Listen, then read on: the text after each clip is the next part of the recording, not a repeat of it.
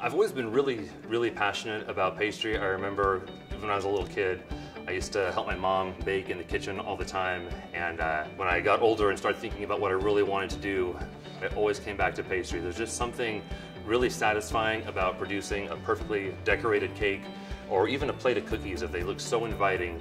I think people are always made happy by any kind of food that's well prepared, but to me, pastry touches people in a different way than savory food ever can. I'm Chef Scott Meyer. I teach basic baking here at Arizona Culinary Institute. In terms of my professional culinary background, I went to culinary school back in 2002, the Culinary Institute of America. Following graduation, I worked at the Fairmont Scottsdale Princess for about 8 years in the pastry department.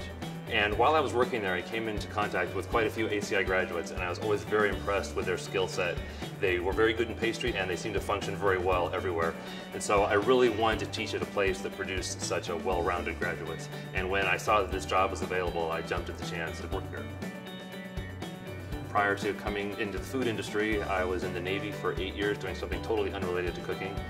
And so as a career changer, I can definitely relate to students that are doing the same thing. And a lot of times, students, even though they've had very high-profile jobs outside the food industry, they're a little intimidated once they get into the kitchen. So what I do with students like that is try to build their confidence, and that is done mostly by our hands-on approach.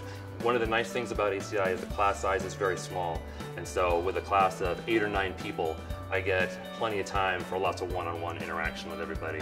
And students who maybe are a little bit intimidated the first week of class, by the 3rd week they're completely running their station by themselves, and it is really satisfying to me to see their confidence level.